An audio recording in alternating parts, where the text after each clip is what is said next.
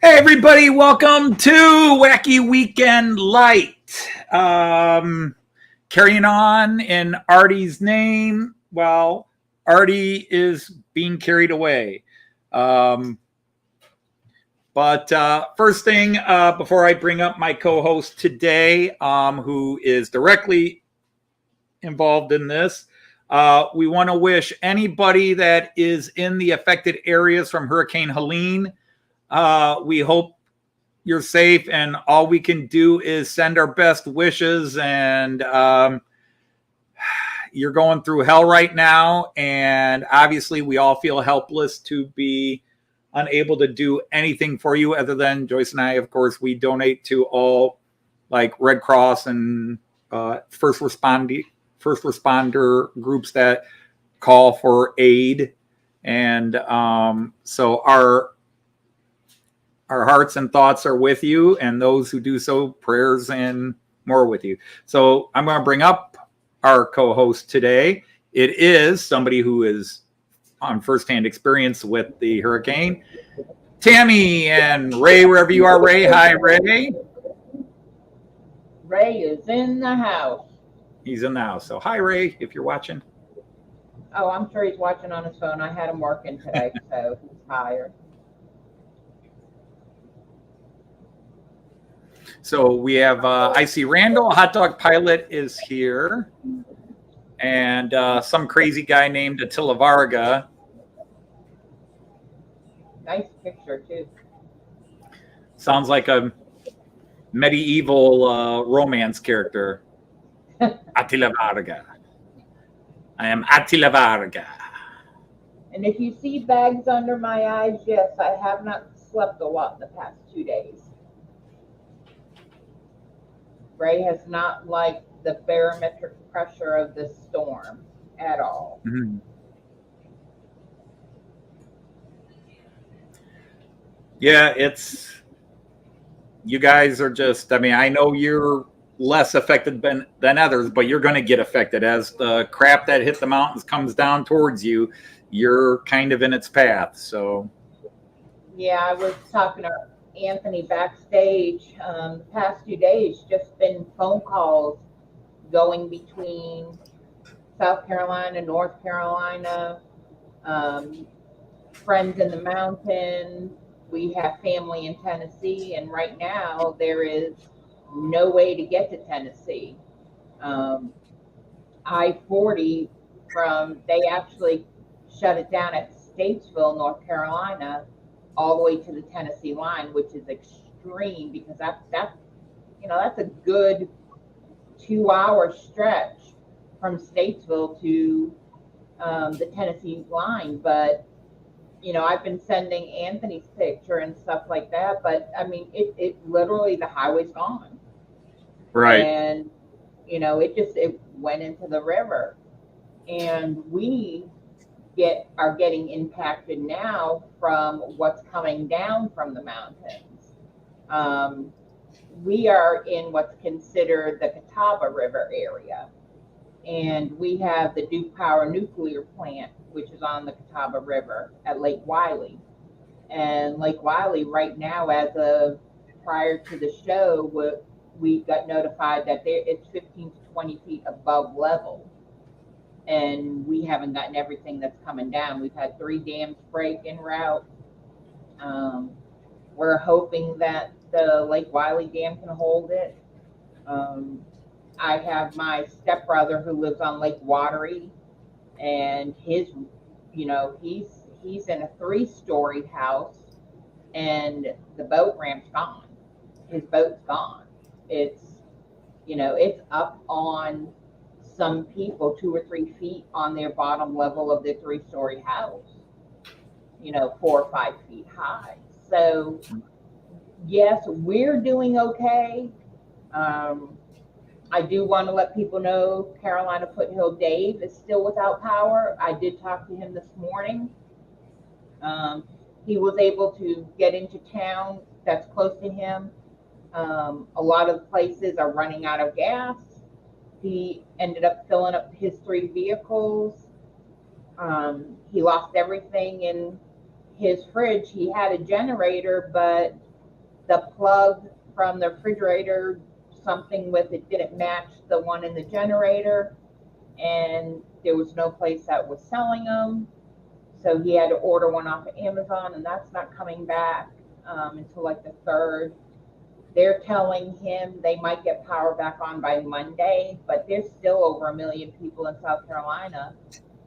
30 minutes down my road, they don't have power. So we are lucky, but we're part of a co-op for electricity, and Duke Power is our provider. So if Duke Power starts shutting stuff down because of the water levels, I don't know what that's going to do to us. But it was very weird that we are so close to Myrtle Beach area, which is like everybody knows where Myrtle Beach is. And we didn't get impacted too bad. But the mountains, it was a very familiar and eerie because I was here through Hugo. And to me, it reminded me a lot of Hugo because I was living up in the mountain area during Hugo.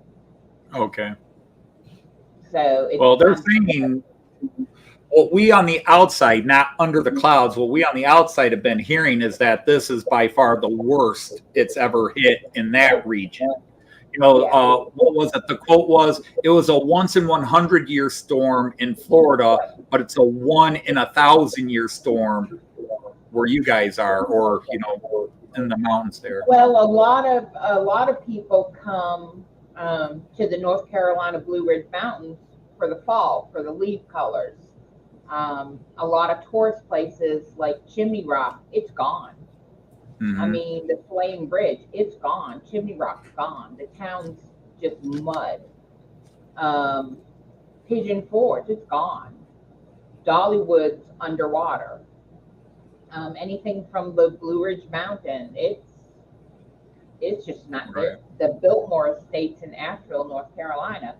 The Biltmore Estate house itself is okay, but everything that was down on street level, the historical buildings and everything got flooded.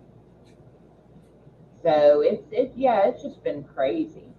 But I do want to thank all of our friends from the YouTube community that checked in with me over the past 2 days. It was crazy. I had so many people messaging, making sure we were okay. Did we have everything we need? And it was a really good feeling. Well, we will just keep hoping that you don't get hit bad on the recoil, and hopefully that other storm stays away, and that everybody gets a chance to dig out, because we're already hearing about there are people up there that they are completely surrounded by water. There was one family that's up on the top of one of the hills there where they said they've got 2 days of food, and the only way they could be saved is somebody would have to come in and airlift them out. And I'm sure there's dozens of more families in that situation, not to mention the people that were out camping that were, weren't even in a home or had a chance to get out of the region before they got deluged. Well, I guess what hit us the hardest when Governor Cooper in the North Carolina mountains, because here in Kershaw, our neighbor actually is on the TV show Moonshiners. He's on the Moonshiner show, and he moved up to Maggie Valley. And I stay close because I have a little boy that has autism. So I was trying to get a hold of Brandy this morning and ask her, how are they? And she said, I've got 2 bars, just letting you know, it's search and recovery right now. And I'm like, oh my God. And she said, we're okay, but unless, with Chimney Rock and that, unless a helicopter comes in, there's no way they're going to get out. Right. And, it really hit home, especially when the Florida governor made the announcement, okay, if you want to ride this thing out, get a Sharpie and write your information on your body so we know who you are when we find your body. I was like, holy crap. So yeah, it's gonna hang out for the next few days, I think, for us. And up in the mountains, no, it looks like, and I don't ever say the word right, but like apocalyptic. It's just, it's devastating, because that's like, since I moved down here, I've been there so many times, and for it not to be there anymore. Right. No, see, So, well, where I live in Toledo, Ohio, we're basically immune from really bad storms. So we don't understand to some degree. I mean, we occasionally get hit with a bad winter storm. And we will occasionally get heavy thunderstorms, but like tornadoes that hit just 5 miles north of us or 5 miles south of us, they miss Toledo. Although last year we did have one actually cut officially into the north end of Toledo. But for the most part, Toledo is at the butt end of Lake Erie, and plus Toledo is the terrain around us. We're in a bowl. And this creates a pressure system. And so when storm systems come through, they hit this bowl in Toledo, and they tend to, the hard parts push around, and Toledo gets either minimal heavy or just a light bit, where north and south of us, west and east of us get hammered. We get less. And even within Toledo, if you're closer to the fringe of Toledo, you'll get more. Like, we've had days where storms in the past where we'll get an inch. Okay, that's a big storm. We get an inch of rain, and my daughter, who's only a couple of miles north of me, she got sprinkles. Yeah. So fortunately, depending on how you look at it, we are really, for the most part, immune from that. Our biggest issue this year is we're in a drought. We have had a serious drought, but we've had rain the last couple of days. Well, like I said, our biggest concern right now are the 2 nuclear plants that are on the 2 main rivers that are now getting all that water from the mountains. What are they going to do? Because, like I said, we buy our energy from those, because we're on a co-op. But it's going to be what it's going to be. But it's an eerie feeling, that. Luckily we're considered sand hills, because we don't have dirt or clay. We have sand.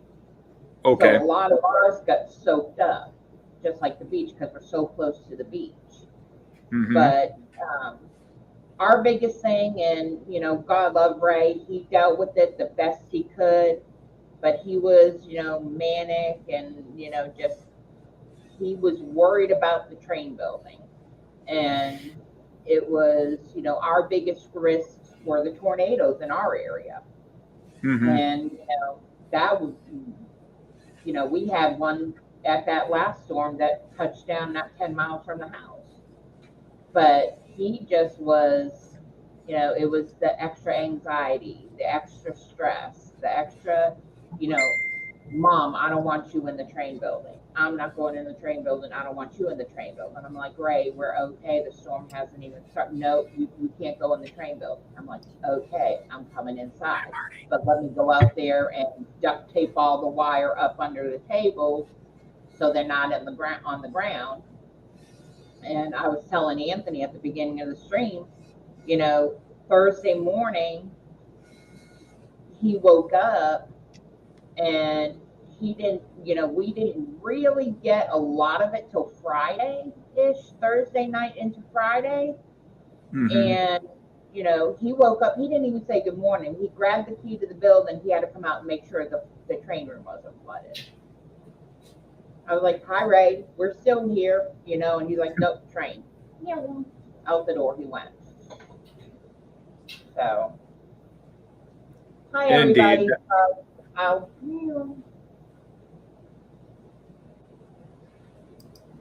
Just going through the hellos. Hello, Ian. Hello. And Ray, for us in the Susquehanna, with all the rain from the mountains, I'm sure Conowingo will be opened up, which will deposit underwater.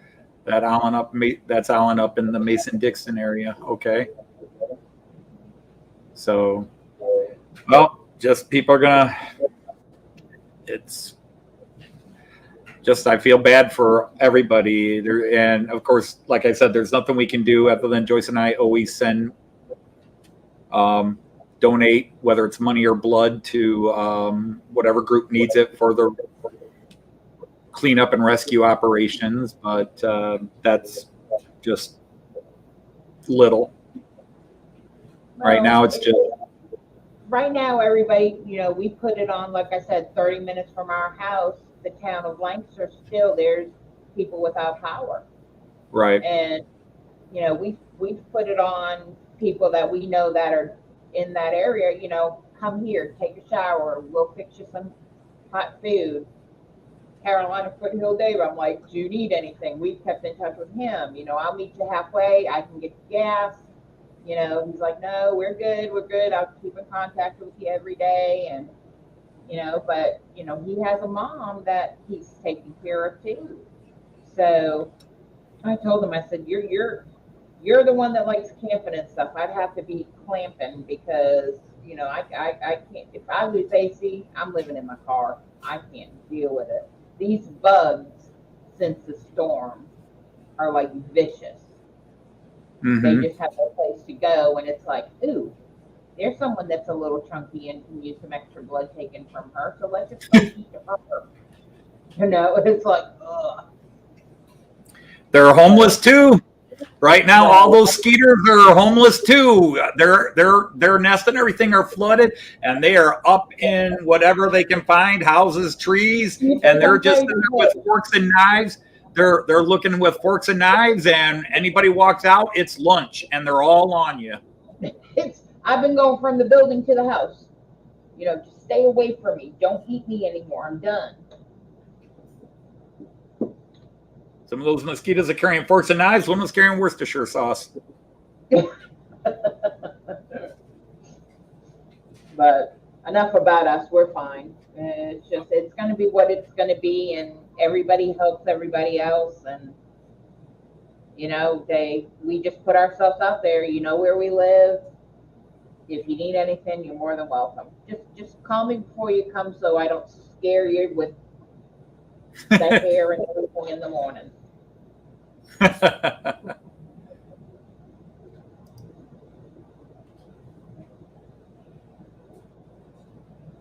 Well, that's true. She already fumigated it, Adela. Mm-hmm. She already fumigated it. And by fumigate, we mean poured gasoline on it and lit a match. No, I still have his winter jacket here. Ray, Tammy just mentioned that before you came on. They are without power, but okay so far. But he's lost everything in the fridge. Yeah, me and Dave have been communicating. He has a cell phone. He has a generator. He lost everything as far as food-wise in the refrigerator because of the plug issue. They weren't the right thing, and no none of the hardware stores were open or anything like that. But him and his family are doing okay right now, but they probably won't have power till at least Monday, maybe Tuesday. But they know they can come here if they need to. He's not that far.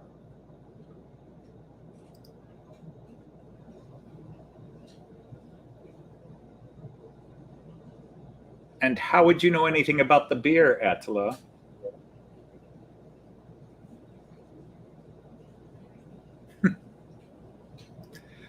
All right. Well, Tammy, do you have anything you were working on that you are wanting to show, or should I just go on with what little bit I'm doing? I bought a camera, and I tried to connect it so I could put it on a train, and I can't get the thing to work. We have fiber optic internet, 5G, down where we are, and a lot of these cameras aren't set up for 5G. Yeah. And so I have no idea what camera to get that will hook up to my 5G, because I can't change it off of 5G. Oh, yeah, yeah. And it's not Bluetooth; it's just Wi-Fi. Yep. Yep. Yeah. See, my previous cable, which Joyce and I got rid of 2 months ago, broadcast at both 5 and 2.4. But our new cable is 5G only. So yeah, I've lost a couple little things that were 2.4 only, but nothing that affects what I do. Sometimes those darn things, even when they're Wi-Fi, you have to have an app. Yeah, and I cussed the one out that we bought for our entrance door, because she kept on going off and going off and going off, and Philip would have to be up there resetting it, and me holding the phone and doing the app and everything. And we finally figured, well, it's not going to work because we have a 5G and it says it can only handle a 2.4. Okay. And I'm like, well, I spent 30 minutes yelling at her. I told Philip, I gave him the key to the carport. I said, just disconnect her. I can't stand it anymore. Right. So I don't know what cameras to get for in here, because the building has a separate Wi-Fi than the house, but they're both 5G. Okay. Well, sadly, you got to find one that somewhere in its ad or whatever says it is a 5G Wi-Fi. And see, the thing is, there are guys and ladies, but the ones I'm thinking of, like Jason, the train freak.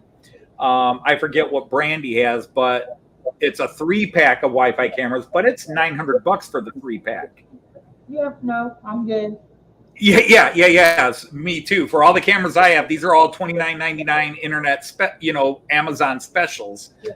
Yeah, I think I paid $19.99 for this one. And if anybody needs a camera, I'll send it to you, because I can't use it. But I am wired. The only thing that is Wi-Fi is my phone and my GoPro. And those both take, you have to have a third party setup. For like my phone, I have to use what's called Video Ninja, which is basically OBS's phone to OBS system. So I just download that app and I turn it on, and then OBS reads it. And then the GoPro I have to use. So I don't know what to do, but we've been trying to. I'm just looking at. Welcome in, Derail Daryl, and everybody else. We're trying to say hi without interrupting. Hi. I just found a cord that looks really weird. So we got a dehumidifier in here, trying to keep the humidity and stuff from the past few days, but I'm not liking the look of the electrical cord, so I don't know. I'll have to look at it after. Okay, so enough about me. What's up with you? Nothing. I don't ever work on my layout. I run my trains on Friday and then I recover. But with Arty Show, I try to come up with something, and I just thought, my son came into town. He's not here yet. He won't be here until after the stream. So Joyce and I have been cleaning the house. But I have a little video if people would be interested in watching some of this. As many people know, I have the amazing fortune that I get to travel in Europe, Germany, almost every summer, although, of course, we went to Australia this past summer instead. But in 2023, I got to tour the 3 biggest model train public exhibitions in Germany. All 3 are in Germany. Of course, the most famous is Miniature Wonderland, which is the largest one in the world. And I've been to Northlands, and Northlands is impressive, and it's more impressive because it's really been built by a guy and some friends, whereas Miniature Wonderland is a company. But yeah, Miniature Wonderland is up here, and everybody else is kind of below in terms of what both size and what you get to see there. But there's another one by the company I collect trains from called Meriklin, and they have a place called the Meriklinaeum where they opened it last year, 2 years ago. It's a big exhibition layout, gigantic room, but nowhere near the size of Northlands or Metro Wonderland. And then the one I'm going to show today is by the Porsche family. It's called Porsche Traumwerk. Now, this is from a video I posted a couple of years ago, but I didn't know if a lot of Arty's people, you know, not necessarily are followers to my channel. And and that's my wife Joyce there, but this is Porsche Traumwerk. And this is, it's a cool place. It's very cool. It's high end, but this is the technology for model railroads on steroids. This is when you're Porsche and you have all the money in the world and want to build. You didn't build it as big as Miniature Wonderland by far. You could fit about 10 of these, 20 of these in Miniature Wonderland. But still, this is technology on steroids. And I'm gonna turn the volume up and get the music. And there's Joyce on behind the camera. But it is based on the Southern Alps of Germany. Model train layout. And the funny thing is, this big is in the middle of nowhere in the foothills of the German Alps. It's easy to drive to if you go to one of the bigger cities, but it is by public transportation.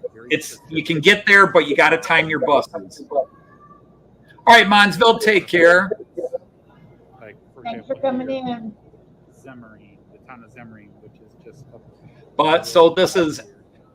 So they have the Switzerland section. This is all the Southern Alps. It's the German Alps and the Switzerland, Austria. So it shows Liechtenstein, Germany, Switzerland, and Austria. Because they really do their. And so they have this high-tech background, and so they build the foothills, and then the scenery blends right up into the giant three-dimensional graphics they have in the background.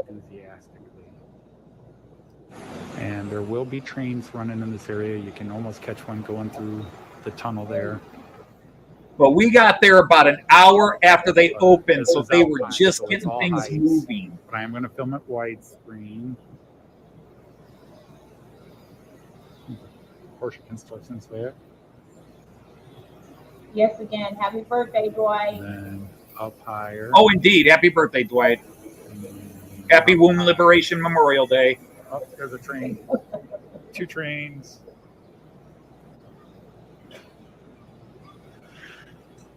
Sorry, I was looking at what I'm filming. But the one thing I would quote criticize is they did a different style of the pine trees. And when you get in close, they're very plasticky, and they don't look super realistic. Like when you see me zoom in there. I don't know if you guys could see that. When you look at for all the money they spent on this, and these trees are all handmade. Somebody made them, but they, from a distance, they look awesome. But when you get up close and really analyze, they're kind of cheaply made. Whoops. Oh yes, we got to have commercials from YouTube because this is from my YouTube channel.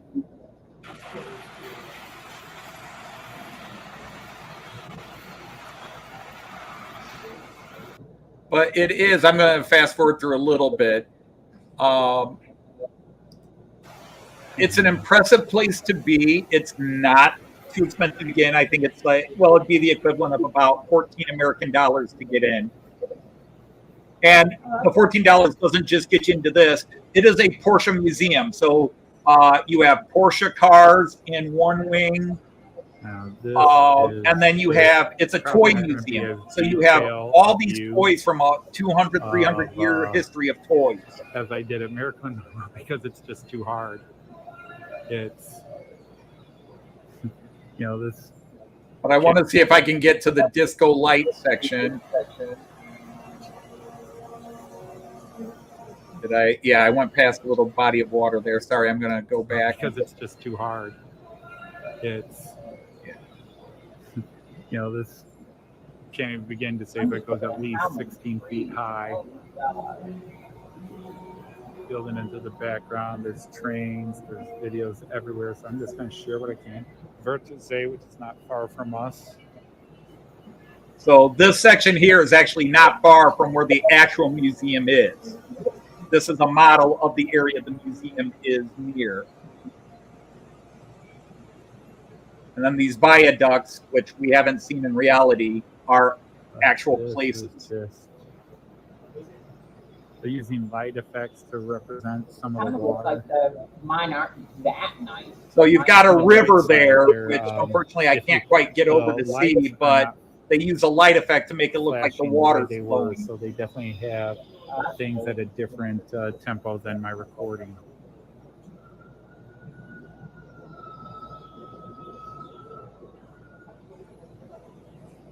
Train going the other way across that bridge. I thought I'd catch that for you. But up high, up high. Now, do they have like, Do 4 seats. it always Here we amazes go. me, this last layout that I'm doing, you know, I had to do the center and work my way out. But these are all When models of they're actual having places. This Obviously, type of space layout, do they condensed have like and such. secret little panels they can open up and get They get tracks? that and Yes, tunnels? you can go in. Let's see, this section right here, those tunnels actually lift off, There we go. but they do such a professional job. You don't see the seams. But yes, there are panels everywhere. They also have special platforms they design so that workers come out and can access places you normally can't reach. So they have access panels underneath. There was one part in here, but I don't know if I filmed it, where somebody had to come out and fix something, and we saw him take out some of the section and work on it, because they are running lots of trains. They're not running nearly the number of trains that Miniature Wonderland runs, which probably has 4 or 5 dozen trains, somewhere between 50 and 60 trains running at any given time. This one probably has about 8 trains, 6 to 10 trains in motion. It's just that much smaller. You never understand how big Miniature Wonderland is until you actually get a chance to go there. And I've been lucky. I've been to Miniature Wonderland many times. I'll be there again next June. But yeah, so they have all kinds of special ladders and access tools. And they have certain people that have to be under a certain weight and height that can then go and step on parts of it to access other access panels. So yeah, there is access panels everywhere. Yeah, because I'm looking at what I'm doing, and I told Ray, I said, you know, I can get down there underneath the layout and that, but Mom ain't gonna be able to get up. And those are the type of cars I'm looking for right there. So I always wonder with all these, just these huge layouts, they've got to have these little pull-up panels that they can access all the parts. Hey, here comes the ICE. Yes. Ooh, a bullet. I'm gonna get that off the glass. There. My favorite train, an ICE 3. Nice ICE 3. Well, you know I My favorite train in the world. Although the Railjet, the Austrian Railjet, competes with that. But it just, this is in a space maybe 2-3 times the size of my basement. So it's not a, it's a huge room. Let's face it. Anybody would love to have that much space to build a layout, but it's not as big a space, a room as you would think it is, but there's just so much to it. Yeah, see, those backgrounds are just phenomenal.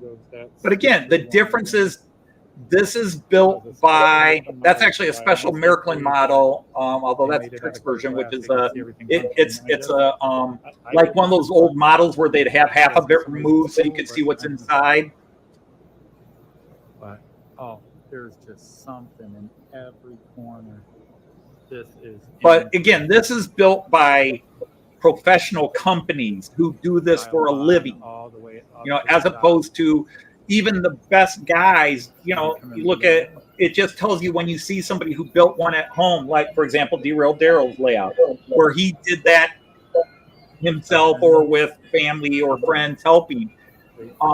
And it shows you their skill, because you look at something like this and you can be blown away and go, oh my God, it's amazing. Who could? Well, this was built by 30, 40 guys who do this for a living 24/7. Plus, the guy having it built has an unlimited bank. Like, Mr. Porsche, it's going to cost us another 20,000 euros, which is about $22,000.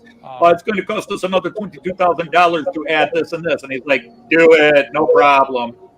I'll just have a small lunch today instead. I would say might be a little off. Daryl just needs to add some more trees. That's a lot of trees. Now they bought them from a particular company that. But yeah, we're a few minutes away from. I think I've got most of it filmed. That you find in some of these levels. But I know that's nitpicking. they have, what I'm not showing here is I'm showing the layout, but the walls are all these 3D graphic things that blend into it, but they also have things that go on. For example, it goes through you see the sun rise and go across the sky and the sunset. Balloons and airplanes fly across. So there's stuff even on those video screens in the background. There's always something going on. Wow. I like that one. So this is the Beast of Castle. Hey, Andy81E, how are you? If I could time this right.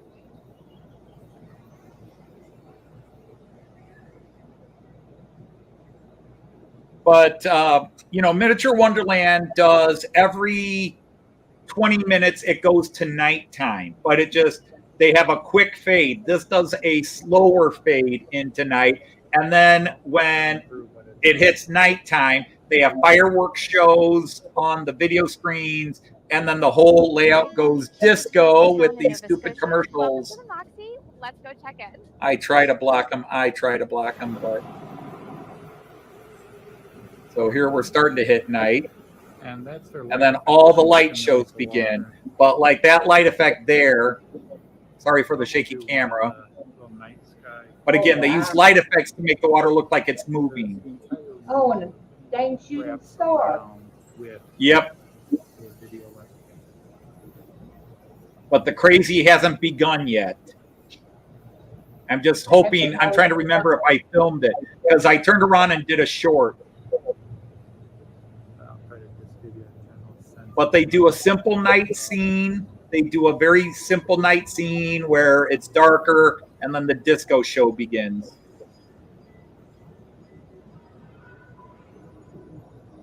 Did you do some jive dancing while you were there? No, the disco show is all on here, so.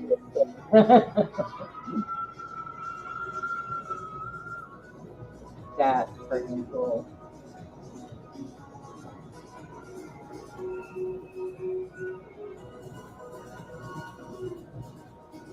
And what doesn't come out quite well on this camera is its many different colors.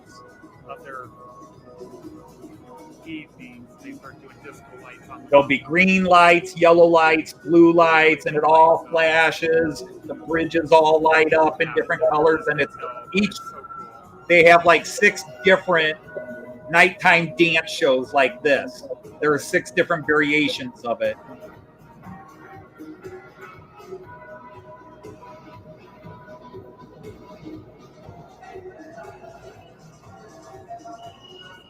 And to them, that's what made them unique. Where what they can't make up for in size and detail, they make up for in this little crazy disco show. A little nighttime fun at the Hans. And you said how long ago was this one? What'd you think of What's that? How long ago did you take this video? This is 2023. The sun is coming back. So literally just a year and 4 months ago. Oh, okay. Oh, this is the calm. I thought you had said it was longer than that, and I'm like, oh my God, look where technology. No, it's only been open to the public for about 5 years. Have to get going here. We're gonna have to be quite. I do remember, I could be off a year or two. I remember when it was being built because one of my favorite, I know I'm just. there's a gentleman, his name is Josef Brandl. My camera today. And to anybody who does German trains and anybody who models trains in Europe, Josef Brandl is the model train layout designer. He does high-end professional layouts for private or public groups, and his company, plus several other companies, went together to build this. But Josef Brandl would not have done that high-tech light show. That would have been somebody else coming in and doing it because he's a very traditional guy. The station with some trains there. Okay, Randall, this is not Miniature Wonderland. This is not Miniature Wonderland. This is called Porsche's Traumfair. This is only about 1/10 or 1/20th the size of Miniature Wonderland. Maybe even less than that. I'm going to go back through the middle. You could fit this into one hall of Miniature Wonderland, and there's like 6 halls of Miniature Wonderland. And this is immense. This is easily twice the size of the Merclinaeum. So there's the Merclinaeum, which is by the company Merklin at their headquarters and German factory in a town called Göppingen. And then there is this, the Traumberg. This is a little town called Anger, Germany, which is about 15 miles north of Salzburg, Austria. It's near the Austrian border.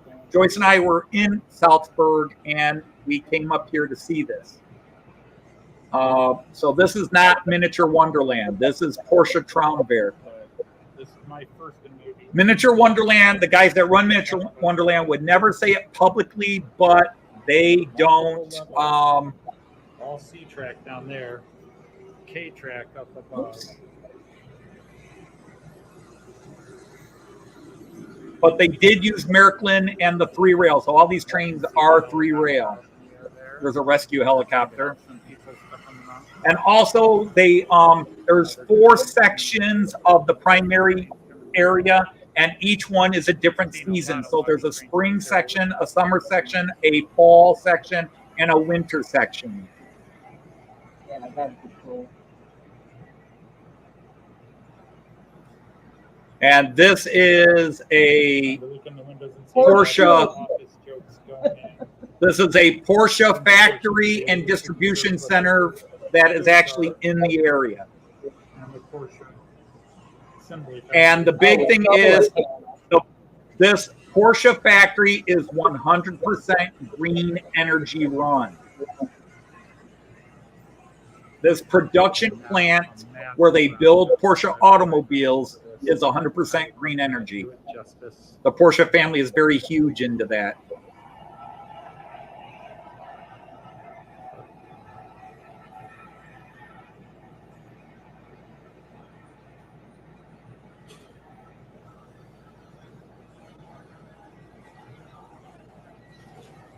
I mean, this is a 40-minute video. I won't bore everybody for 40 minutes. They do have a Fowler car system working. But they have the Fowler car system in. They have the Fowler car system in, and it is just a basic Fowler car system. I shouldn't say it's just basic, but it's not modified and redone the way it is at Miniature Wonderland. Running. Yeah, when we go to Timonium, Ray so wants a strip of that road that the cars automatically ride on. It's a cool local right there.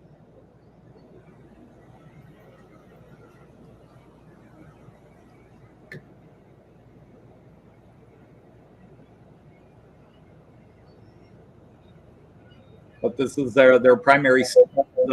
This is the biggest station on the map. This is oh crap! What's the city? Joyce and I went through this train station several times. Our trains were stopped several times by border security because they were hunting some drug traffickers down. So the whole time we were in Salzburg and going into Germany, which was pretty much every day, our train would get stopped at this station, and police with dogs would come on, and where normally every car has two doors on it, you can get out. They only allowed one door on the very front car and one door on the end car. And they were just every day on the way in and on the way out, our trains would be delayed 15, 20 minutes while the police came on and went through the crowd or went through the whole train. And then those who had to get off at this stop, you will use the door at the end of this car. And I'm just trying to give you guys an amazing look at this. Hey, Steve, welcome in. Joyce and I send our wishes to you with you back where you're at. Yeah, I just talked to him, and he just sent me a message. I can fill everybody in after you're done. Catch it going around over the bridge. And that is an ICE1. And the way you can tell an ICE1 is that the two end cars have no windows except the driver window. An ICE2 looks exactly like that, except one of the end cars has passenger seat windows on it. Oh, those are nicely lit up.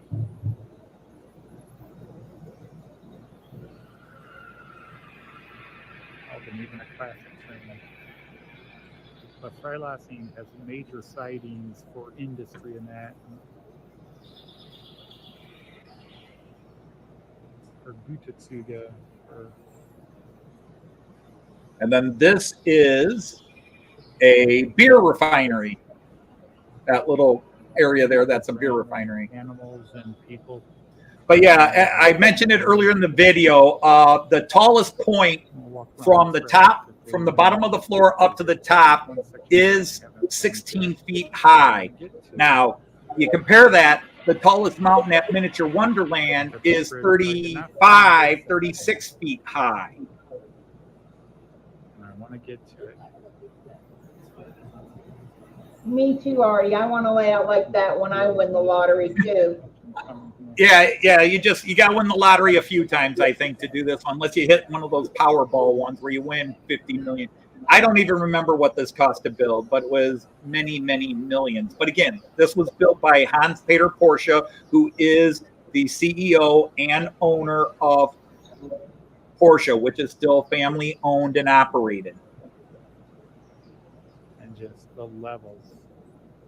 And I will say this, that their landscape build is very good. It's very good.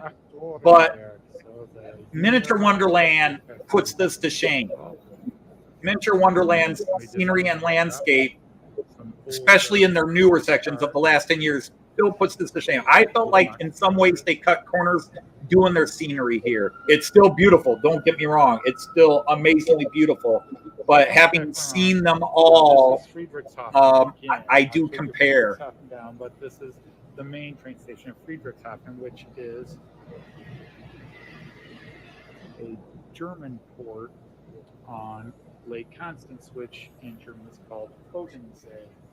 So yeah, so this represents the entire border of Switzerland, Germany, and Austria, that section of the Alps. So you go from Friedrichshafen, there, just the depth of this, and even a couple of towns in Switzerland, and then all the way over to the Salzburg area. But it swirls back and forth upon itself.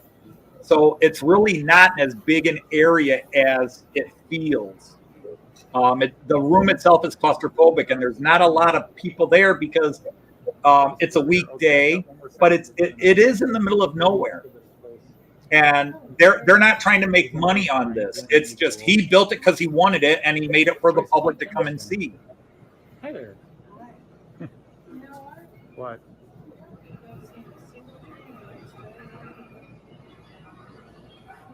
Could you repeat that? One whole train. I don't think I've seen a single train going Steuer, Aachen, Ernst. You heard that, Jean Ricard. That was just for you. Yeah, my friend Jean Ricard teases me because I tend to run my passenger trains locomotive first and not control car first. And Yeah. Well, actually, that's so we always try to point out how maybe we usually see them did it with a ship, but Magna Rail locomotive makes first the in ship Germany. like one. All right. So So let's go get the one section I haven't gotten, but why not just enjoy this? And so now we're heading into the winter area. One section I have not shown you yet. So I will get to it. See, that's the fall area. You can see the train and commercials, idiotic commercials. She's a Hertz Gold Plus Rewards member. All right, this is the last section here. Oh, that was the entrance door to get back behind the mountain, the layout. Here. Right to hold. Little corner here. Little. I miss it. So let's get I down. miss Let it. you guys see that a little cover. That commercial cut right into it. Yes, it did. You son of a beehive. Right to hold. Little corner here. Little. See that? There's a little wooden cover bridge there. Joyce and I actually walked across the real one. That little wooden bridge there is kind of a famous bridge near the town of Berchtesgaden in Germany. And we walked across that bridge. And yeah, this is a great, really, you can kind of see how that one section, you can see the fall section back there with the trees, different foliage cover and that. And yeah, this is a guy came in, they had a problem, some of the catenary wire had a mishap, and he has to fix it. Because they're working on something. But that's true of Miniature Wonderland. They're running some new electrics, and they nailed it. Hello, Delmarva.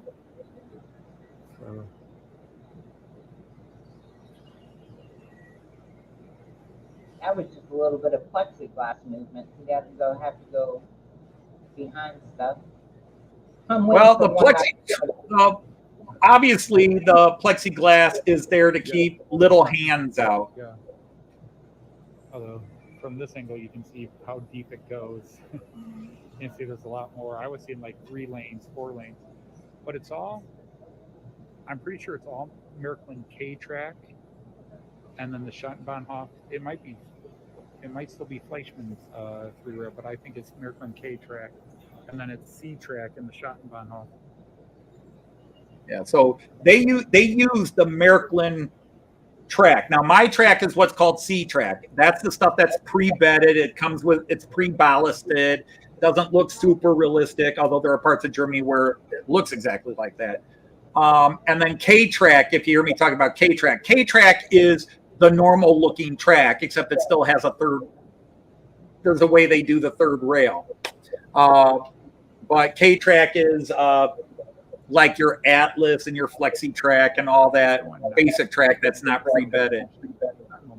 We're almost done. And we're going to get into the disco bit one more time. But Joyce and I walked around and filmed it to get our initial reactions, first time seeing it. And then we turned the camera off and spent another 45 minutes there just walking around and looking again without worrying about camera. Yeah, fireworks over the. So there go some of the fireworks. Oops, I'm sorry. I'm blocking people's view of that. Porsches. And you might have seen going back here real quick. There's the firework. You can see there's a window up there. There's observation levels you can go up to and look down on it from other rooms. Porsche's homeland. So he built it up. And just all the little burgs and towns here. Let's come down here. Yeah, Delmarva, the background screens are this is actual videos filmed in 8K. Okay, so double the 4K, filmed in 8K, and then digitally animated, and then put on there. So it doesn't quite look realistic, but it's actually true video that's then been digitally animated a bit so that it blends into their background. There's a video, sadly in German, where they talk about how they did this so that the backgrounds blend in. Because basically they started with the backgrounds and then designed that the mountains would flow up into those sections. So here's more of the disco show again. I don't know if people would find that cool or if you go to it and go, that's kind of weird to do that. You know, you want to see a layout that's an actual layout. I think the light's cool.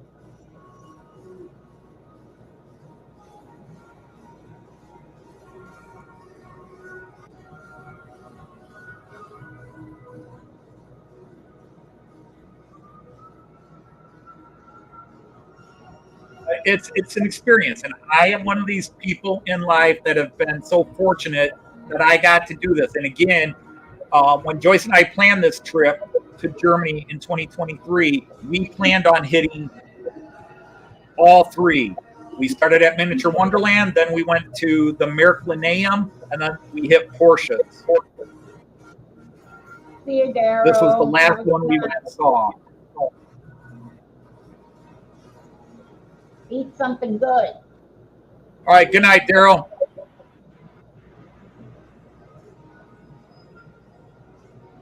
And what's really cool is, though, that in some ways you might think that light show is over the top, but you don't actually see the lights when they're not flashing. So they're there, but you don't see them. And one more commercial. Come on. We designed over 1,200 new Halloween costumes. Okay, friends, morning has broken. I'm running out of time.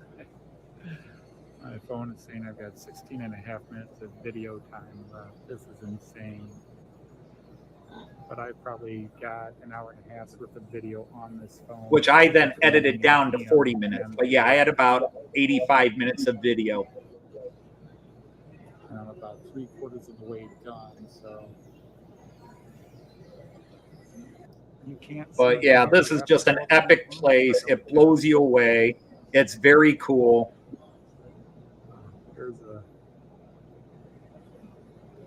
The only real criticism I would give it, like I said, is that a lot of their trees, again, when you look at it from 10 feet away, it's perfect.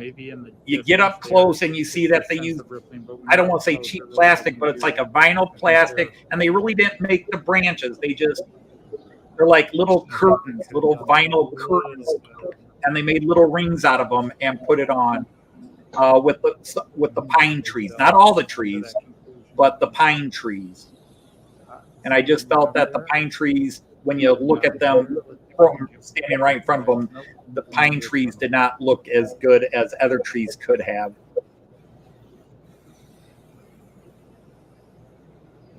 Tastes like chicken, Plumber.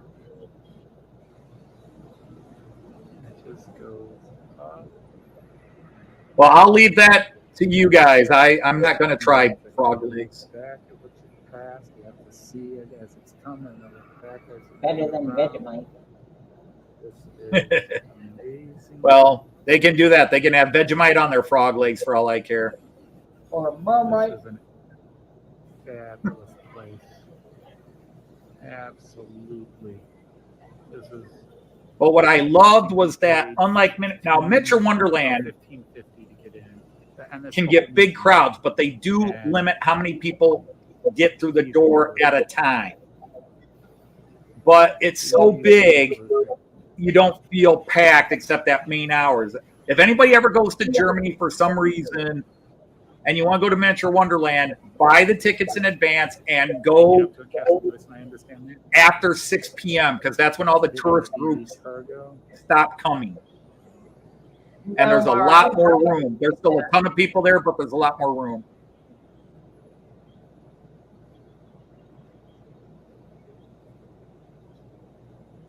Randall, again, understand, this is built by pros, and we're not talking 5 pros. This was built by a team of 50 guys from 3 companies that build layouts, professional and high-end private layouts for a living.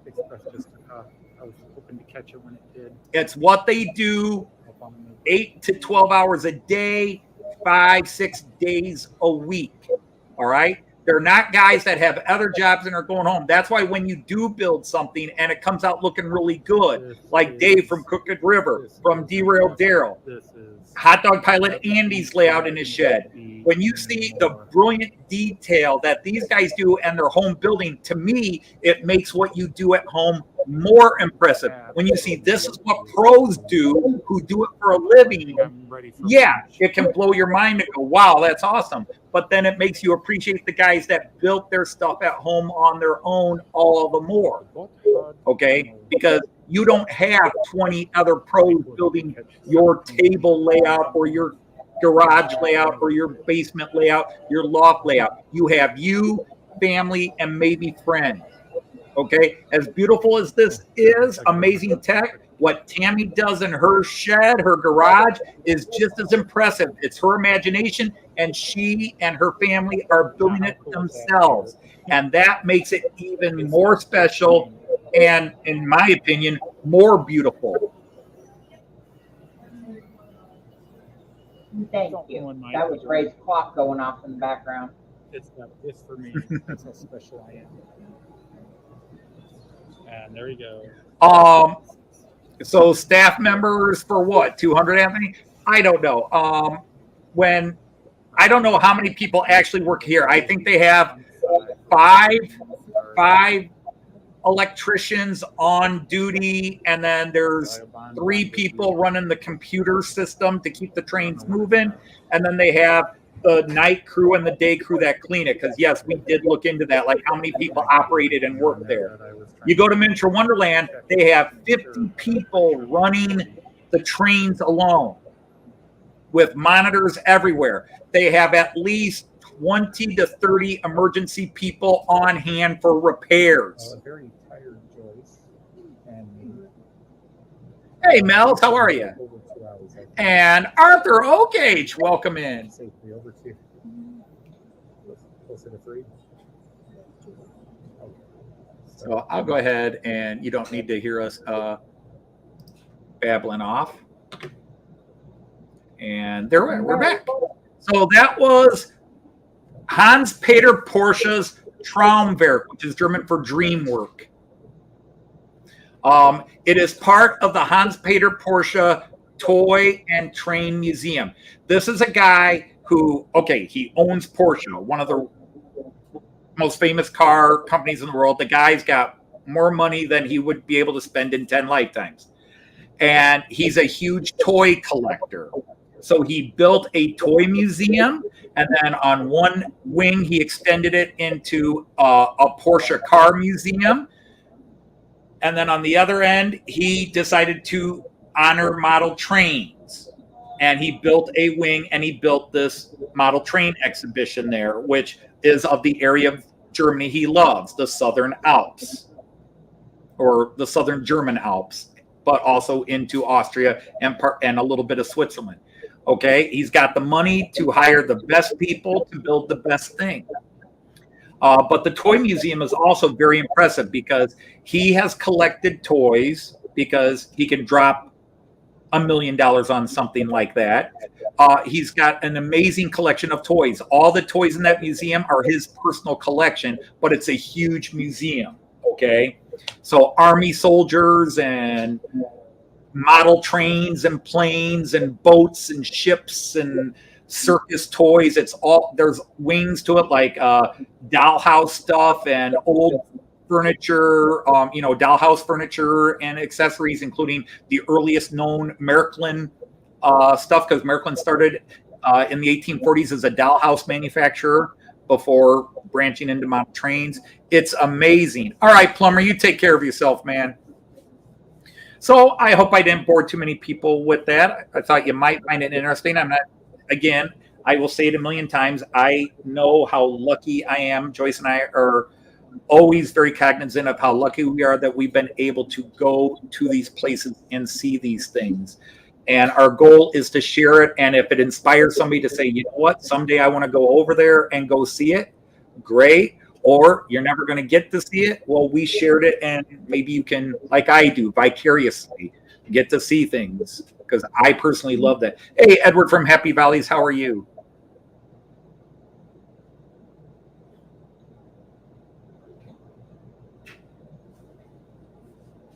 Very cool. Before a lot of people start signing out, Plumber did said did tell me I could share with everybody an update on him, if you don't mind. I think it was a week, 2 weeks ago, he had to go to the ER again for his stomach. It was having issues, and he ended up going home. Well, he ended up going back. He is in the hospital right now. They found an infection around his liver, and he has to have a catheter from his stomach draining some of the fluid. So just everybody keep that family in their prayers too. He's still fighting that battle, and I told him, I said, don't make this mom drive all the way up there and kick your ass. So he needs to, do what they say. But he's in the best place he has to be right now. He's hoping to come home tomorrow, but,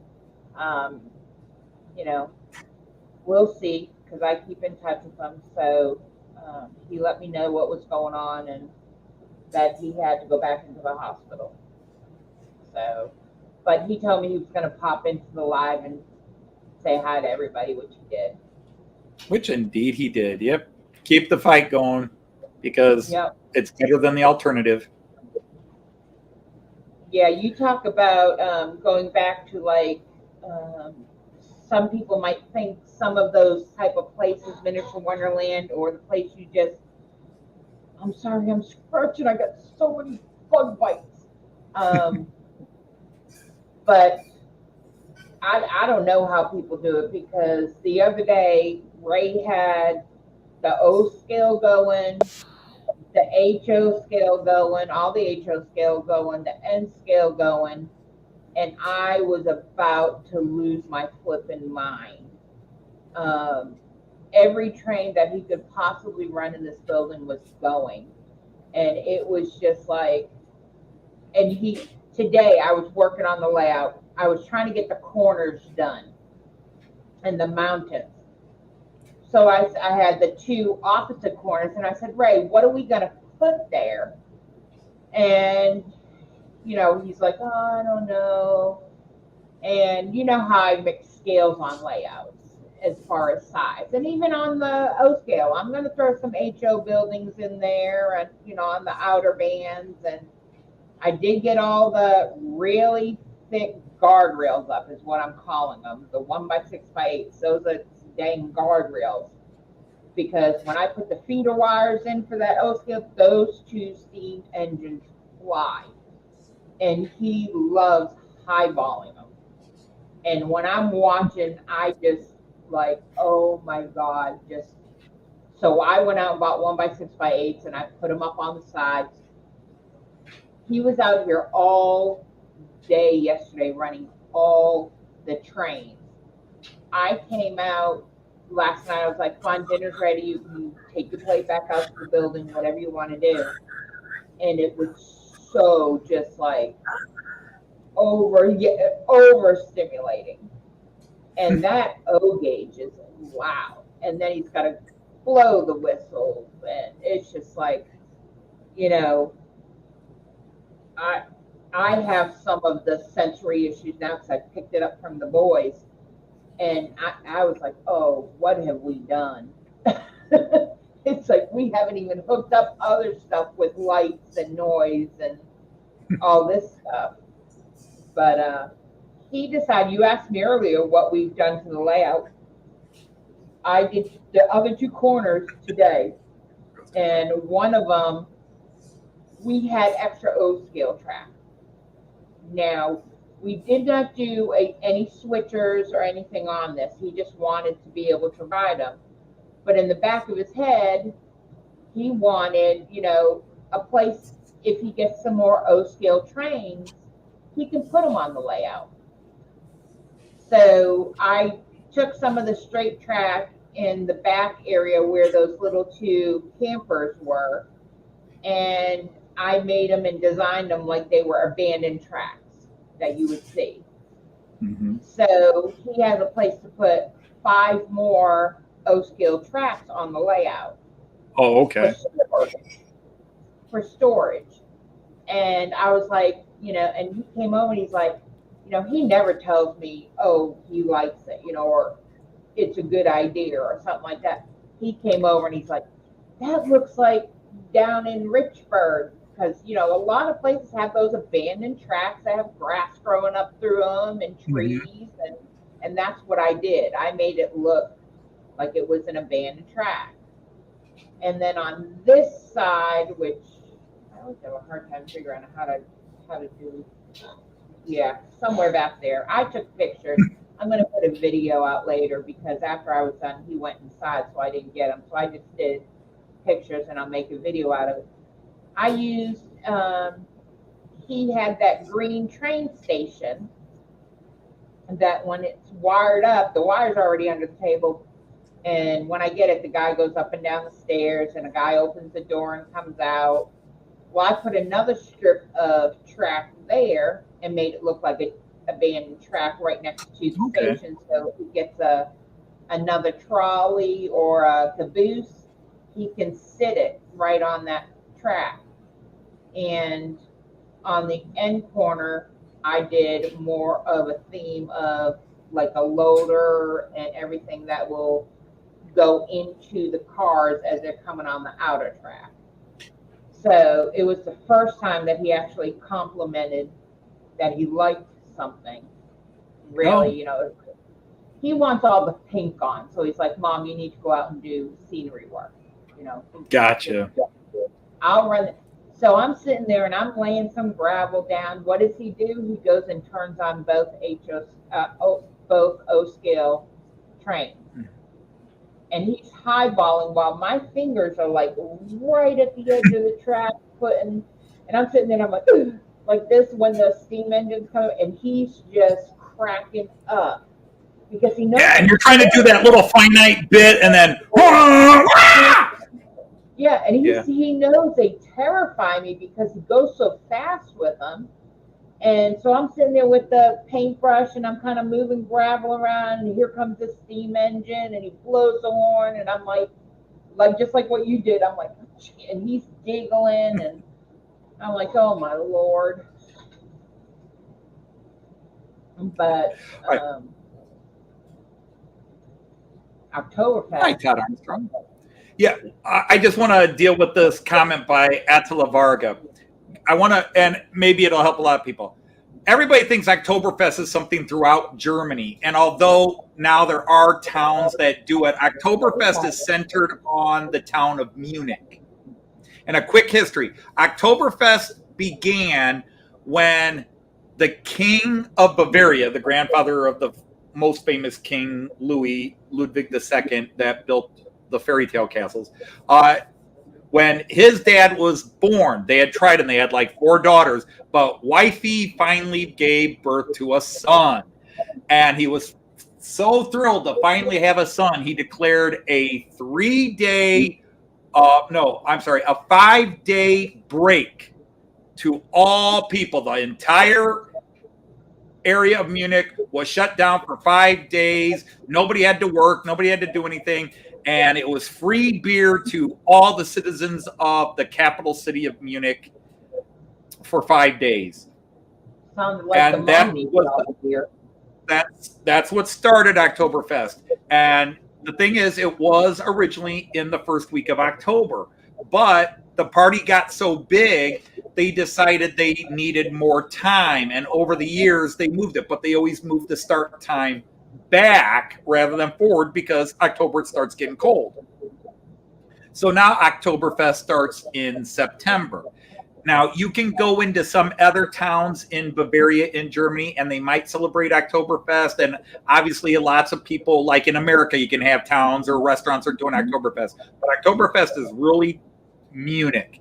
And I would tell you, go to it if you want to have the experience, but understand this. It is packed, it is crowded, and it stinks. And I literally mean you go to any of the big drinking halls at the Olympiastadion or anything else, it stinks. And let me explain why it stinks. You see those videos of the big halls, and everybody's got those giant beer mugs, and you've got a row of 200 people all swaying back and forth and singing. And most of them are in their little alpine, their little outfits, their little lumberjack outfits. All right. Well, those people have been sitting in those chairs for hours, and they don't get up and go to the bathroom. The men, there's 2 buttons here. Undo the buttons, drop the flap, and they pee under the table without getting up. It's nasty. Just know what you're getting into. It is nasty. And that's because that was designed for lumberjacks. When they're up in the trees chopping branches, they don't come down and go to the bathroom. So they have these flaps, and they unbutton the flaps, and they pee out of the top of the tree or crap out of the top of the tree. Oh, God. Yeah, it's not nearly as cool as the movies and everything make. It's an experience if you want to have it go. Just understand your experience is going to be olfactory as well as visual. And go early, like when it first starts, although that's when the big tourist crush is, but it started last week. It just started last weekend, so they're in the first full week of it now. So yeah, it's an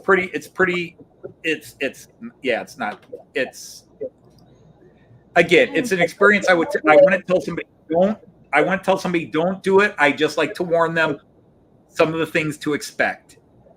And not to mention, you get all types, and people are drunk. So you have people puking and staggering and fighting, and it can be a good time, but beware, it's got a very stinky side to it. Thanks.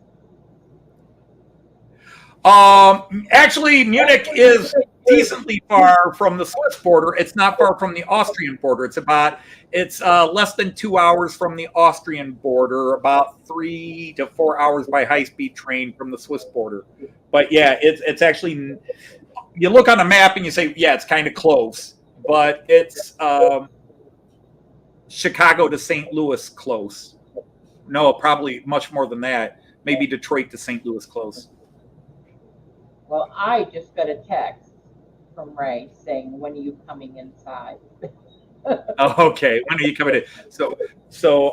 But yeah, that was it. There was one other comment somebody made I wanted to get to. No.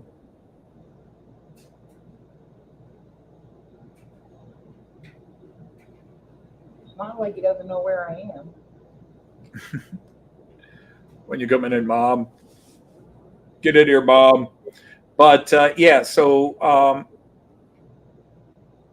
it's amazing to go see these places. But again, that was the other comment. You were talking about, the noise and how they can handle it in there. It's actually not that noisy in these places. The difference is when you look above your head, it's a garage. So what is that ceiling? Is it an 8 or a 10 foot? Right above your head. You'll notice all these big train displays, they have 20 and 25 foot ceilings. So the noise goes up. So you really don't hear much. You can hear the trains running, but it's not like in my basement here where it's a 7 foot ceiling, and when during my live stream, it's not bad because I don't have any of the sound on. If I were to turn the sound functions on, it would drive me crazy because the steam running and the diesels running, the electric running would just bounce off these walls, and my family would hear it upstairs, and they'd be like, "Dad, shut the sound off." And that's everything Ray likes about the trains is the noise. So when he's running trains, it's all the bells and whistles. Yeah, and that's me too. I have some trains that don't have sound functions, but that's because I wanted a model of that train and I couldn't find one with sound functions. But otherwise, yeah, I want all the bells and whistles. I'm too much of what would you call it? What's that type of mouse that likes to steal shiny objects? Pack rat. That's what I'm after, a pack rat. It's bright and shiny and it makes sounds. Yes, yes, yes. I got to play with it. Yes, yes, yes. So I can send Ray up there and he can stay with you for a long weekend. He's more than welcome anytime Ray wants to come up and run some German trains. The only thing is, he wouldn't be able to cannonball them as well. I mean, we can crank them up and go real fast, but some of these trains, if they went full speed around a couple of these curves, might not stay on them. No, he's ready for Timonium. He is like just counting the days down. And sadly, Timonium is when Joyce and I are going to the UK to a British, but we're not going to the train show to go to. Well, we kind of are. We're going to the train show to see a big British train show, but we've never even seen a big American train show. We've been to American train shows, but we're going there to meet people. That's why we're going. Is a bunch of people we know and love from the internet, from the UK, which the Germans are the ones I first got. When I got into trains, it was German trains. I'm doing Germany, so I went to German channels. But the people I started talking to were the Brits. It's only been the last 3-4 years that I've really picked up on all the American channels and started getting to know a lot of the American people. I would like to find a way that I could come to Amherst, that you and Arty and everybody went to, just to hopefully run into some of the fellow YouTubers. But so right now, 2 weeks from less than 2 weeks, 2 weeks from yesterday, we will be at what's called GETS, the Great Electric Train Show, and tonight will be, or 2 weeks from tonight, hopefully we'll be partying with a bunch of them. Yeah, true. We go to the Timonium, and that's Ray's birthday, pretty much birthday present, and then we do the Amherst for Christmas. So that's mine and his getaway. But I am gonna leave you because I got a second one. Okay, I'll go ahead and just finish it up. But you go. Thank you for coming up today and letting us know how you're doing and how other people are doing. We appreciate that very much. We appreciate you, all the wonderful creativity you share, because it's beautiful to see. And anytime Roy smiles on camera, it's like watching Alan from Dragon Junction.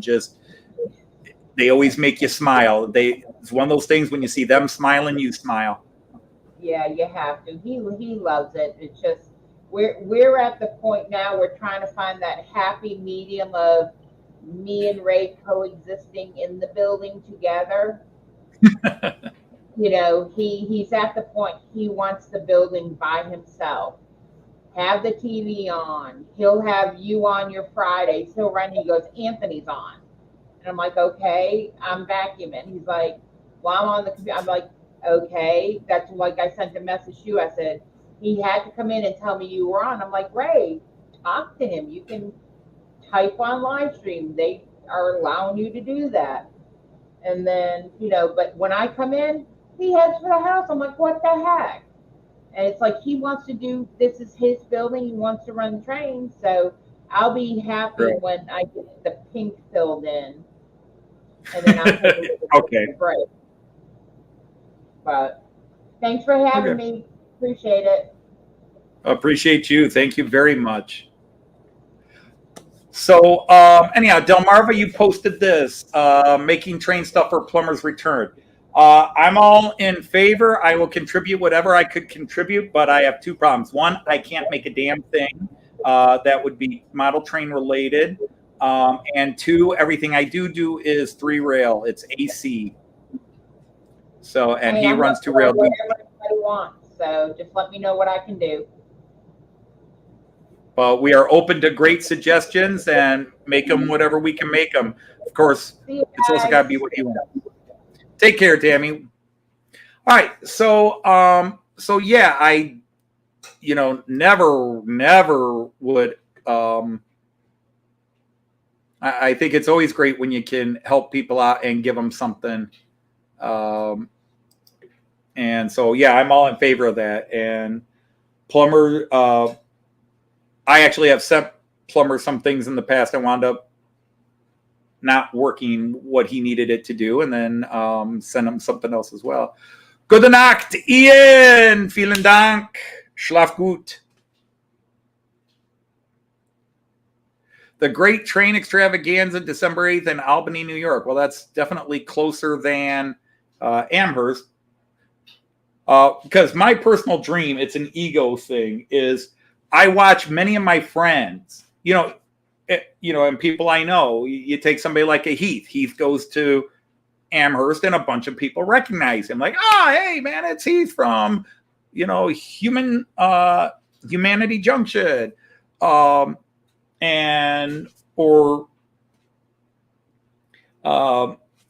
People that I know in the UK, some of these, and they're not even huge channels. I mean, there are people that have huge channels and they can walk through a crowd and nobody recognizes them because they don't want to be recognized. But you have people that have 2,000, 3,000, 4,000 subscribers and they walk through some of these train shows and, hey, it's him. And I think it would be really cool if I could do that once, just walk through a train show and have somebody go, hey, it's the Model Train Outsider. And hopefully it'd be a good reaction. I don't want to walk through and go, hey, it's that stupid stuff, and sorry.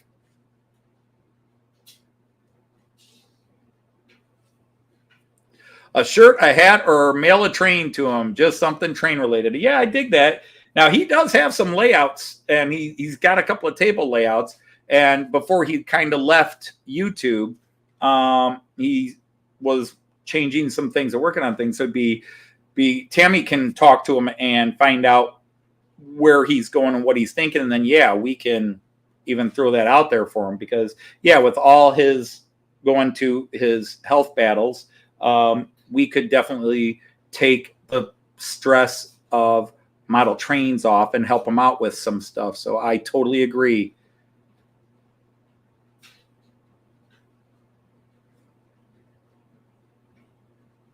One does the night shift, one does a day shift. Yeah, I got that with you. I love that, Matt. Yeah, right. Now we're going to get that. But the difference is, Andy, I want it to be somebody who doesn't know me, walking in, because, oh my God, we had a long talk with some friends today about going to Getz. And one of my friends said, you're going to go there and they're going to treat you like a rock star. And I said, no, I don't expect that. I really don't expect that because everybody's going to be there. There's going to be people that are there to meet other people. You got Charlie Chadwick is going to be there. From what I understand, Charlie from Chadwick, all these guys, they're going to be there. And, they're there to see, they're not there to see me, but a lot of people are going to be there to see them. They're going to be there to see each other. Yes, there are some people that want to see me, but they also want to see other people. And of course, Joyce and I, we don't see us because we watch you on the TV. We don't watch ourselves. We watch you guys. So I'm going to be the one like, holy shit, it's Hot Dog Pilot Andy. Oh my God, it's Dino. I'm going to be the one acting like a schoolgirl seeing the Beatles in 1964. Because I am specifically there to see those people. Whereas a lot of these people are there to see a whole bunch of other people mixed and matched.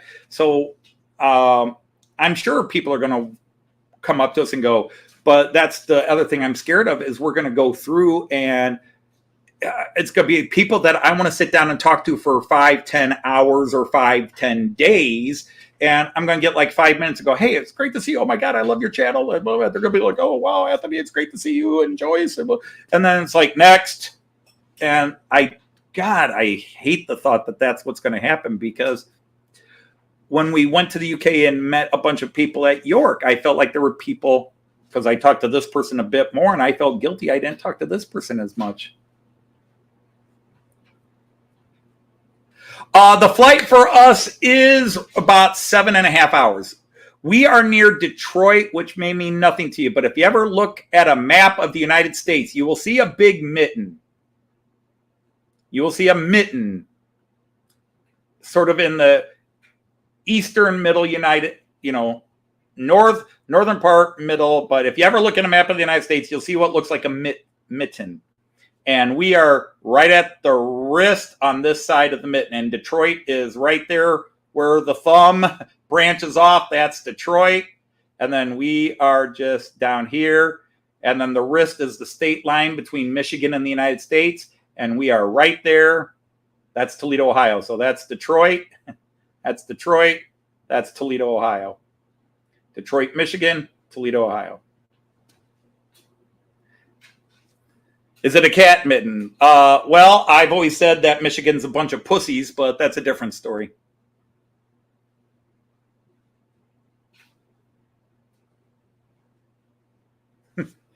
But yeah, we were in Australia this past year. We spent a couple of days in Sydney. We spent a couple of days near Melbourne. And Australia was beautiful. It was beautiful enough that Joyce does want to go back.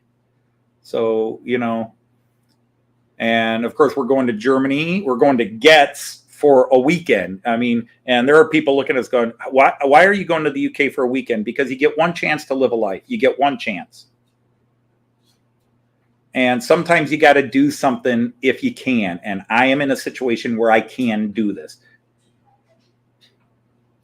And so to fly to the UK for a 3-day weekend, I'm going to be tired when I get back, but I'm going to be one happy mother when I get back, because there are so many people that I want to meet, shake hands, hug. And the chance to do this is too great to pass it up. Would I be smarter to stay home and not spend the money doing it? Maybe, but I'm happier. And that's kind of one of the themes of our most recent parody song video, which is, in the end, it's all about fun and being happy. Yeah, it's, we ended it with kind of a funny little retrospective doing the Beatles Abbey Road. We did a model train parody of Beatles Abbey Road. But we end with the message, the original Abbey Road song ends with, and in the end, the love you make is equal to the love you take is equal to the love you make. We just changed the word to fun because we believe that. And I've had a chance I try to give fun, and then I get fun back. I try to just bring a smile if I can, try to bring a laugh if I can. And in that return, I get to meet beautiful people from Arty, if you're listening, beautiful person who just showed us 3 amazing weeks in Australia. And Joyce and I will never forget it. And we don't stop talking about it. But the people in the UK as well that we met, from Tim Dowd to our second to last day in the UK when Danny, who's now Ivor Junction, but was South Line, Southern Line, he found out we were back in London. He said, "Can we meet?" And I was, tomorrow, when's your last day? I was like, well, we're leaving Friday or whatever. He said, can we meet on Thursday? And he brought his son and came out of his way. Oh, we're going to go into London and have some fun, but we're going to spend some time and meet Anthony and Joyce. And he was, we wanted to meet him too, but there was no way when somebody is that excited and wants to meet you, because I'm like, who the fuck am I? I'm a stupid schmuck from Toledo, Ohio, and this guy wants to meet me. Well, yeah, if it's going to make him happy to do it, then yeah, I'll be there. Yeah, well, that was, Jim Morrison of the Doors. No one here gets out alive. Yeah, 7.5 hours, your arms will be tired.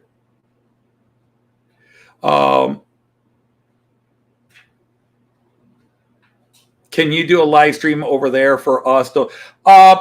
Joyce and I will do our Friday live stream. So and again, obviously it's early in the morning for those in Australia, but we're going to do a regular Friday live stream. But unfortunately, the Saturday live stream, the one at this time, it's rather late. It's rather late. And if I stayed up to try to do a live stream now, yes, Andy Hot Dog Pilot is in the UK right now. And but 8 p.m. here for me, which is when we start this live stream, is 1 a.m. in the UK. So if I did a live stream, it'd be half an hour, and I would have to find someplace quiet where I could do it because Joyce would shoot me. Well, I'm sorry, there are no guns in the UK, so she would beat me to death with a banger, or she'd cut off my own if I dared wake her up to do a live stream. So unfortunately, I don't know that we could do a Saturday live stream. I'd have to try to figure out a way I could do something else, but we'll be doing our Friday live stream. Well, I'm just wrapping up.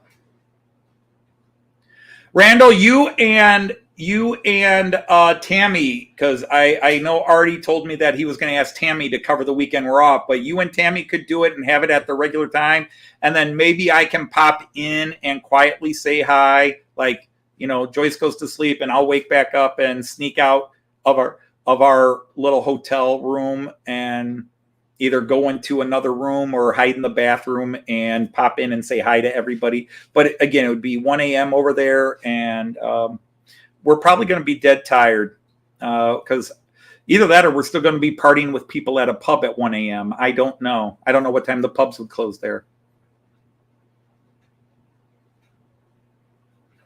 But for those who don't know, Getz is 2 weeks from today, Saturday. You know, Australia, 2 weeks from yesterday, Saturday.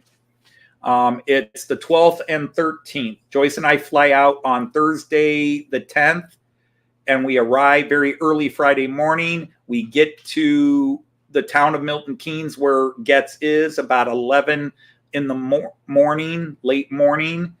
And then Getz is the following Saturday, Sunday. And then Joyce and I fly out Monday, like around noonish, 1 o'clock. I think our flight leaves. So we have to get up super early on Monday and catch the train from Milton Keynes to London, which is like 45 minutes, and then the hour and 10-minute subway to get to the airport in time for security check and getting on our plane and getting out.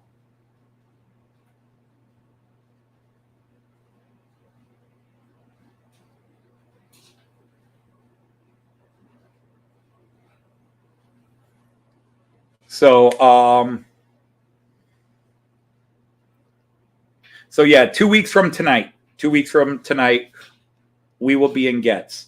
Now there are some people we're going to be meeting that Friday night already. They're coming in on Friday. Some people aren't going to be at the show on Saturday. Some people aren't going to be at the show on Sunday. Joyce and I are going up to another show because another big train show is the same weekend. And I hope that Warley will eventually change. I understand why Warley, because that was the dates they could get. So no negative things to them, but it is kind of an issue for people that they have to choose Getz or Warley. And in our case, we are going to do the crazy. We're going to try to do both. We're going to go to Warley in the morning on Saturday and then come back to Getz Saturday afternoon.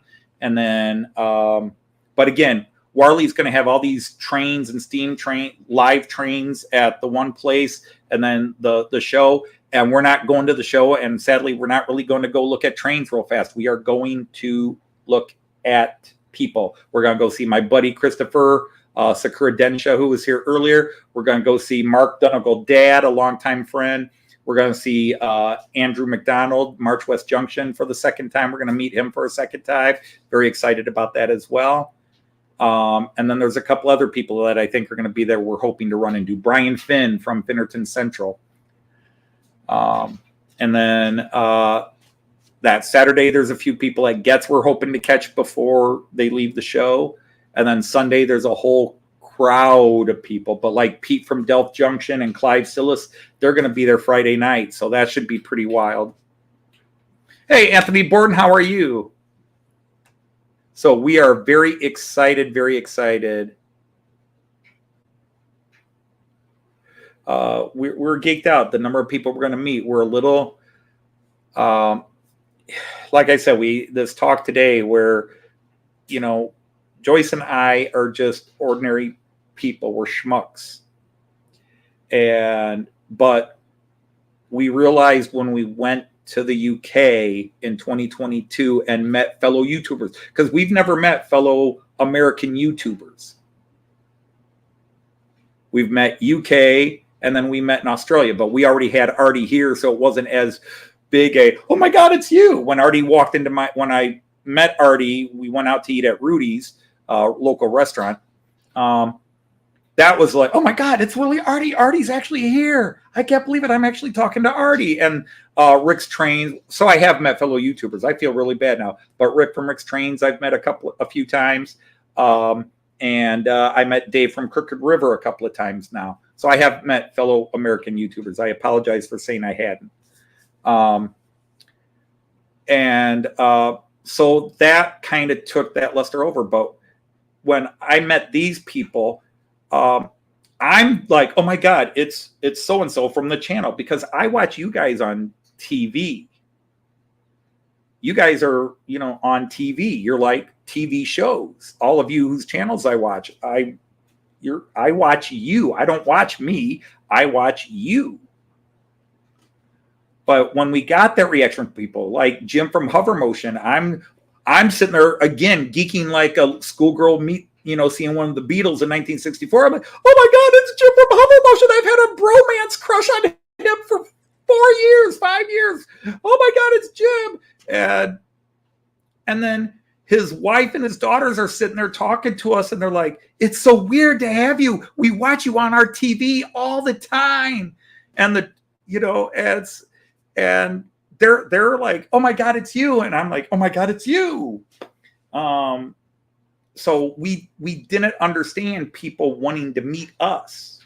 We didn't understand that. We're there to see them. We're the geeks, going, oh my God, it's you, it's you, it's you, it's you, but we kind of figured that out. So we kind of know what to expect this time, but I think it's still going to be insane.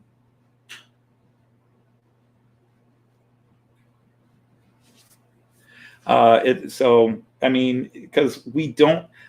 Joyce and I both have egos in many things, but when it comes to this, we don't, we've heard ourselves sing, we don't have egos. Our goal is just to try to make people smile when we do our bits. So whether it's Matt Clark or the parody songs, it's to make you smile. When I show my layout, I'm not here to show off like, look how great I am. It's like, hey guys, I'm running some trains today and yakking. Feel free to pull up a chair and type away or what have you. But that's what we are. We don't take ourselves too seriously. Not quite, Steve. Remember, the Germans helped us beat the British to get our independence. And then the Germans turned around and helped the British beat Napoleon.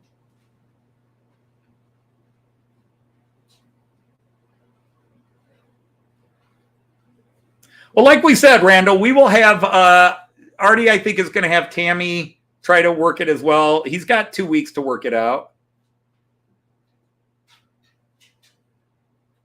He's got 2 weeks to work it out, wherever that little kangaroo molester is.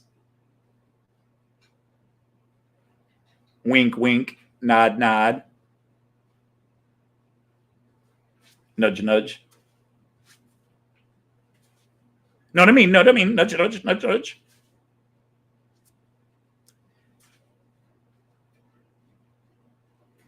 Does your wife like pictures? Know what I mean? Know what I mean? Nudge, nudge, nudge, nudge. Something like that, Andy. Something like that.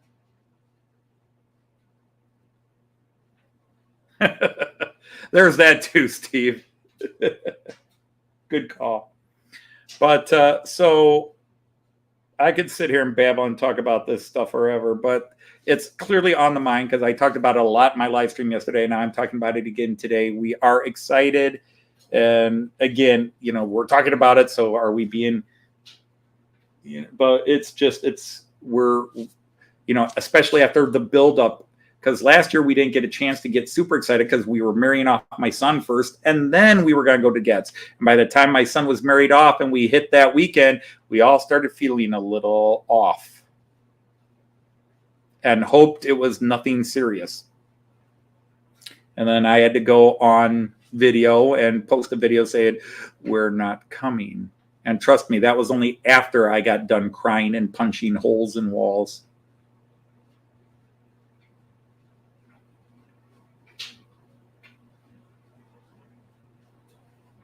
Yeah, Randall, it's great because you are fun when you're here, and if you do what you can do, there's no pressure. There's no pressure.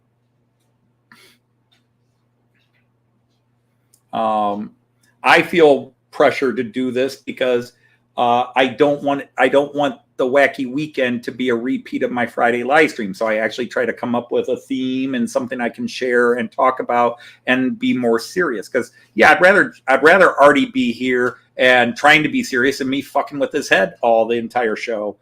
But in his honor, I try to do something more serious. And although I don't know what I said last week's show because I got like 5 dislikes on last weekend's show. I got 5 dislikes on one of my live streams from 2 weeks ago and 5 dislikes on last week's Wacky Weekend show. And I'm like, what did I say? Did I offend somebody? The one where I got the 5 dislikes on my live stream was I was talking about my cats with a lot of anger. And there must have been a lot of cat people going, how dare you hate on your cats? Click. I dislike this video, but the problem is I run out of serious topics. And then I just gotta go blah and do whatever else comes to mind. Just an organized show on time that's entertaining, no pressure. It depends on whom you offend. There are people I don't want to offend. There are people I'm happy to offend. It's just who you go after. But when it comes to the train world, I don't want to offend most of the viewers. Some people will take offense, and that's their issue. But, some people are offended that I sang some songs I sang because my voice is so bad. It's like, turn off after 5 seconds. We even got a couple of unfriendly emails and comments about Joyce's singing on the most recent video we did, which I thought, other than some sections that I knew that she knew she had struggled with, I thought she really belted out some of the songs. I think her rendition of You Never Give Me Your Money was really good. And I thought her rendition of Golden Slumber really came out great. And considering Joyce and her asthma, that she was able to belt out our versions of Mean Mr. Mustard and Polythene Pam straight through was quite impressive because she can get tongue-tied, and there's some lyrics in there. Get a dose of her and check who feels. She's killer diller when she's dressed to the hill. She's the kind of the gal that makes the news of the world. She could say she was attractively built. I mean, that's some boom, boom, boom lyrics, and Joyce can struggle with that, especially trying to breathe. But, we want to put it out there if we weren't big kids in our big pants and knew we could take it. But still, sometimes it gets a little annoying. And over on Joyce's channel, she posted her version, which also includes some outtakes at the end where she, where it shows her flubbing up some of the lines.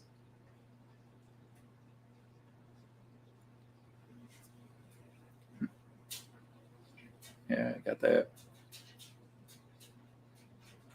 So anyhow, my son should be here any minute now.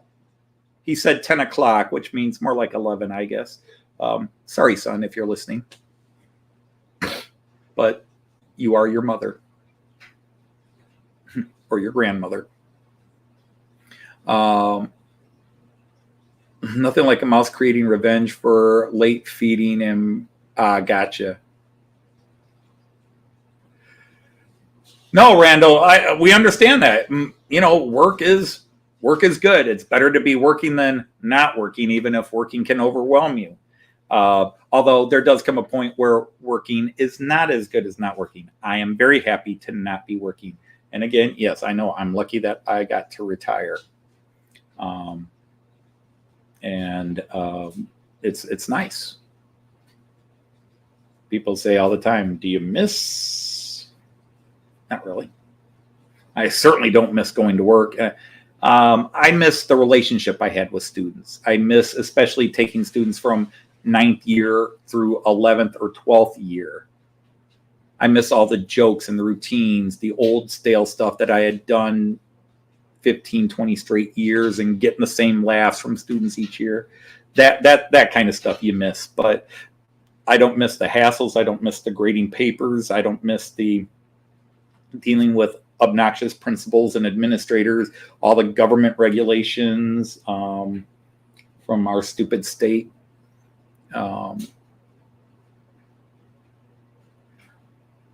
Arty semi-retired. He's been creating brownouts in this area this week. Arty, what you call brownouts, we call racing stripes, and really you shouldn't be bragging about creating them. See how many people get that one. So anyhow, I'm going to thank all of you who are still here and hanging out, because for the last 20 minutes, I've just been waffling about myself, and nobody needs to hear that. But the countdown continues. Next week will be my last weekend of shows. And next week on my Friday live stream, as it is right now, it's going to be a very different and very special live stream, because from what I understand, we're going to have a special guest with special guest trains running on my layout next week. I don't know how many trains will not be mine, but we're going to have a special guest running trains. I'll tell more later when things get verified, but so far it's already been set this coming Friday, and then we'll see what's going to be brewing, but I'll put more out there. So, yeah, that'll be interesting. And then the following week, obviously, we'll be in the UK. And then the week after that, we'll be returning. So anyhow, until next time I see any of you, take care of yourselves. I shall hopefully be awake and showered in time to catch Hot Dog Pilot Andy's live stream tomorrow morning, which is 8 o'clock my time. So until then, everybody, take care of yourselves. Happy trains.